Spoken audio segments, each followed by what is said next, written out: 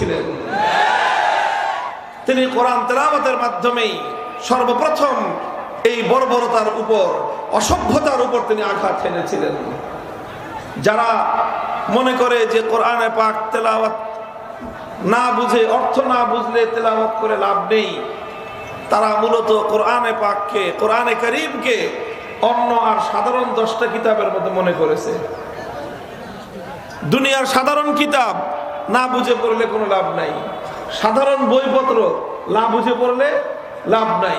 কেউ যদি কবিতা পড়ে না বুঝে পড়লে কবিতার স্বাদ পাবে না।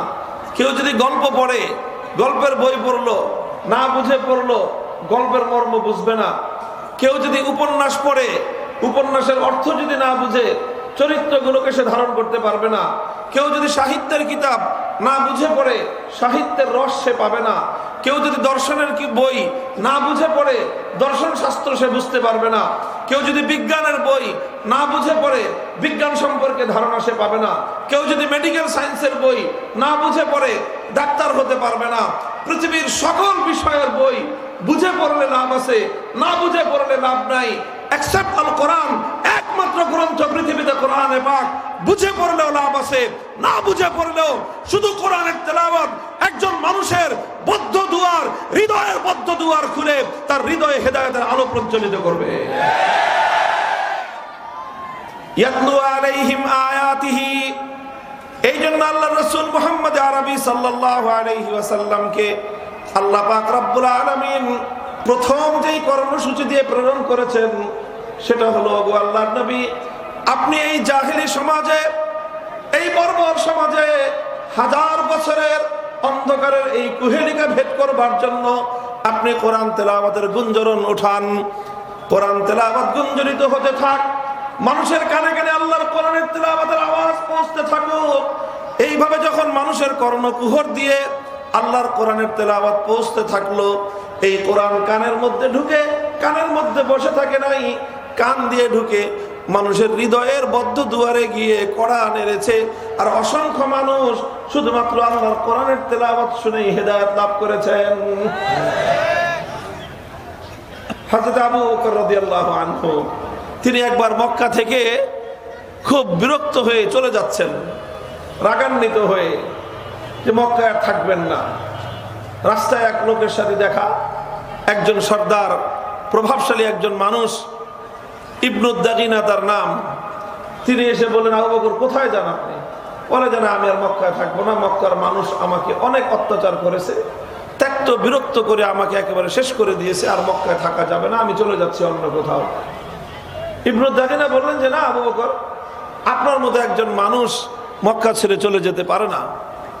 আপনি হলেন এমন একজন মানুষ যার বৈশিষ্ট্যই হলো মানুষের উপকার করা, মানুষের দুঃখের সময় তার পাশে দাঁড়ানো, অভাবী মানুষকে সাহায্য করা আপনার কাজ। আপনার মতো এরকম সোনার মানুষ যদি মক্কা থেকে চলে যায়, এটা মক্কাবাসীর জন্য কলঙ্ক হবে, মক্কার দুর্নাম হবে যে মক্কার লোকেরা সব দুষ্ট। আবু বকরের মতো একজন সোনার মানুষকে তারা তাদের কাছে রাখতে পারে নাই। কাজে এই জন্য আপনি যায়েন না, চলেন দেখি কি সমস্যা, আমি আপনার সমস্যার সমাধান করে দেব। ইবনু দাগিনা আবু বকর রাদিয়াল্লাহু আনহুকে নিয়ে মক্কায় ফিরে আসলেন। ফিরে এসে মক্কাবাসীদেরকে ডাকলেন, বলেন কি ব্যাপার, তোমরা আবু বকরের মতো এরকম একজন মোমের মতো নরম মানুষ, সোনার মতো সুন্দর মানুষ, এই মানুষটাকে তোমরা উত্ত্যক্ত করতে করতে আজকে মক্কা থেকে সে চলে যাওয়ার উপক্রম, ঘটনা কি? তখন মক্কার লোকেরা বলল যে দেখেন আবু বকর মানুষ তো ভালো, মানুষ তো ভালো, কিন্তু সে যেই সব কাজ করে এগুলো তো আমরা মানতে পারি না। সে অনেক কিছু করেছে, সে আমাদের বাপদাদার ধর্ম ত্যাগ করে মুহাম্মদের ধর্ম গ্রহণ করেছে সাল্লাল্লাহু আলাইহি ওয়াসাল্লাম, আমরা না হয় এটাও মেনে নিলাম। সে সেই মুহাম্মদের ধর্ম প্রচার করে, আমরা না হয় সেটাও মেনে নিলাম। সে মুহাম্মদের উপর নাজিলকৃত কিতাব এটা সে তেলাওয়াত করে, আমরা না হয় সেটাও মেনে নিলাম। কিন্তু কথা হলো যে সে যদি মক্কায় থাকতে হয় আমাদের একটা শর্ত মানতে হবে। কি শর্ত? বলে যে সে যে কোরআন তেলাওয়াত করে ঘরের বারান্দায় দাঁড়ায়, এই ঘরের বারান্দায় তেলাওয়াত করতে পারবে না, তার তেলাওয়াত করতে হবে ঘরের ভিতরে। তেলাওয়াত যত ইচ্ছা তত করুক, কিন্তু ঘরের ভিতরে দরজা জানলা বন্ধ করে দিয়ে কোরআন তেলাওয়াত করতে হবে। কেন ভাই, কি সমস্যা? ঘরের মালিক আবু বকর, বারান্দার মালিকও তা, সে নিজেই তো, সে কোরআন তেলাওয়াত করবে, ঘরের ভিতরে করবে না বারান্দায় করবে, তাদের তোমাদের সমস্যা কি? না, আমাদের সমস্যা আছে। কি সমস্যা? বলে যে আবু বকর সিদ্দিক যখন কোরআনে পাকের তেলাওয়াত করতে আরম্ভ করে, আবেগ মাখা কণ্ঠে যখন উন্মুক্ত বারান্দায় দাঁড়িয়ে, উঠোনের উপর দাঁড়িয়ে আল্লাহর কালামুল্লাহ যখন আবু বকর সিদ্দিক তেলাওয়াত করতে আরম্ভ করেন, তখন এই আবু বকরের আবেগ মাখা কণ্ঠের তেলাওয়াতের মধ্যে এমন মন্ত্রমুগ্ধের মতো জাদু মাখানো এই তেলাওয়াত মানুষের হৃদয়গুলোকে এমন ভাবে আকৃষ্ট করতে থাকে, লোহাকে যেরকম চুম্বক তার নিজের দিকে টানতে থাকে, আবু বকরের কোরআনের তেলাওয়াত গোটা মক্কার সমস্ত মানুষগুলোকে তার দিকে এভাবে আকর্ষণ করতে থাকে। আমরা ঘরগুলোর মধ্যে আমাদের শিশুদেরকে পর্যন্ত বেঁধে রাখতে পারি না, সব বাধা মারিয়ে সমস্ত প্রতিবন্ধকতাকে উপেক্ষা করে আমাদের ঘরগুলো থেকে ছোট ছোট বাচ্চারা পর্যন্ত আবু বকরের কোরআন তেলাওয়াত শোনার জন্য তার বাড়ির পাশে গিয়ে ভিড় জমায়। আমরা এটা বরদাস্ত করতে পারবো না যে আবু বকর এইভাবে মক্কার মধ্যে থেকে তেলাওয়াতে কোরআনের মাধ্যমে সে আমাদের গোটা সমাজ ব্যবস্থাকে ভেঙে চুরে খান খান করে দিবে, আমাদের এত চেষ্টাকে সে বরবাদ করে দিবে। আমরা তো এটা মানতে পারি না। মুহতারাম হাজিরিন, এই ঘটনা প্রমাণ করে যে আল্লাহর কোরআনের তেলাওয়াতের ইফেক্টিভনেস কত, এর প্রভাব কত। আল্লাহর কসম খেয়ে বলি, শুধুমাত্র কোরআনে পাকের তেলাওয়াত পৃথিবীতে এমন শক্তি রাখে, এই আসমান এবং জমিনের মধ্যে আর কোনো কিছুর মধ্যে সেই শক্তি নাই। মানুষের হেদায়েতের জন্য, মানুষের পাষাণ হৃদয়কে মোমের মতো বিগলিত করে দেওয়ার জন্য এই মহাবিশ্বের মধ্যে আল কোরআনের তেলাওয়াতের চেয়ে উত্তম আর কোনো কিছুই থাকতে পারে না। এই জন্য আল্লাহ পাক রব্বুল আলামিন রাসূল আকরাম সাল্লাল্লাহু আলাইহি ওয়াসাল্লামকে সর্বপ্রথম যে কর্মসূচি দিয়েছেন সেটা হলো ইয়াতলু আলাইহিম আয়াতিহি, তেলাওয়াত শুরু করেন, মানুষের কানে কানে তেলাওয়াতের আওয়াজ পৌঁছে দিন, ঘরে ঘরে আল্লাহর কোরআনের তেলাওয়াত গুঞ্জরিত হোক। দেখবেন সমস্ত বাতিল, সমস্ত মিথ্যা, সমস্ত অন্ধকার এই কোরআনে পাকের তেলাওয়াতের আওয়াজে সব ধীরে ধীরে দূরীভূত হতে থাকবে। আলহামদুলিল্লাহ, এই কোরআনের তেলাওয়াত এখনো আমাদের সমাজে কিছুটা হলেও আছে। আছে না নাই? কিসের মাধ্যমে আছে? আমাদের সমাজে বর্তমানে কোরআনে পাকের এই তেলাওয়াত জিন্দা আছে আমাদের বিশেষভাবে সবচেয়ে বেশি এই কওমি মাদ্রাসাগুলোর মক্তব এবং হেফজখানার মাধ্যমে। মক্তব এবং হেফজখানার মাধ্যমে। মক্তবে আমরা মুসলমানদের ছোট ছোট বাচ্চাদেরকে কোরআনের তেলাওয়াতের নাজেরা শিক্ষা দেই, দেখে পড়তে পারে। হিফজখানায় এই কোরআনে পাকের তেলাওয়াতকে এক একটা বাচ্চা হৃদয়ের মধ্যে, কচি হৃদয়ের মধ্যে খোদাই করে দেওয়া হয়।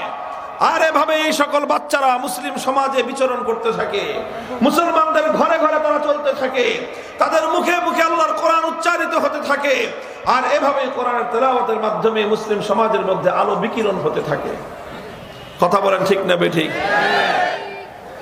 তবে এখনো সমাজের বিশাল একটা অংশ কোরআনের তেলাওয়াতের এই নূর থেকে বঞ্চিত রয়ে গেছে।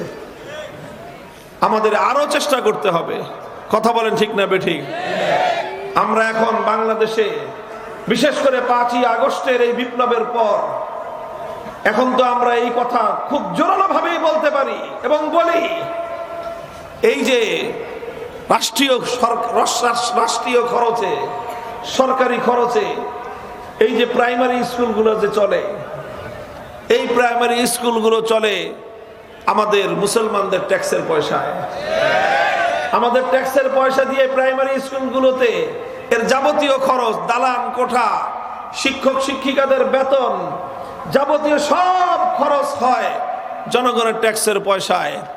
সেই ট্যাক্সের পয়সা দিয়ে সেখানে পড়াশোনাও করে আমাদের বাচ্চারা, আমাদের ছেলেরা, আমাদের মেয়েরা প্রাইমারি স্কুলগুলোতে পড়ে।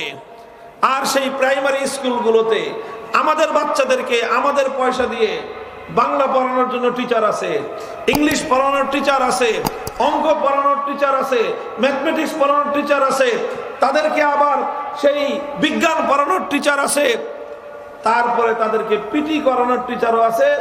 ইদানিং আবার শোনা যেতেছে তাদেরকে নৃত্য শেখানোর জন্য, নাচ গান শেখানোর জন্য নাকি নৃত্যের টিচারও নিয়োগের একটা সুর শোনা যাইতেছে।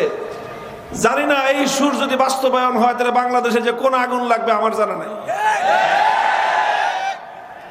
সবকিছু শেখানো হবে, আর সরকারি খরচে আমার সন্তানদের জন্য আল্লাহর কোরআনের তেলাওয়াতের শিক্ষার ব্যবস্থা থাকতে পারে না।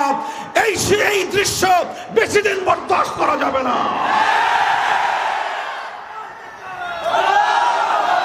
প্রতিটা প্রাইমারি স্কুলের জন্য, প্রতিটা প্রাইমারি স্কুলে একজন করে নুরানি মুআল্লিম, যিনি বিশুদ্ধ কোরআনের তেলাওয়াত শিক্ষা দিবেন আমাদের কচি সন্তানদেরকে। এইরকম শিক্ষার ব্যবস্থাপনা হওয়া দরকার আছে না নাই? সবাই যার যার জায়গা থেকে আওয়াজ উঠান, সবাই যার যার জায়গা থেকে এই কথাটা সরকারকে বোঝান, রাষ্ট্রকে বোঝান। এটা শুধু আলেমদের দায়িত্ব না, আলেমদের ছেলে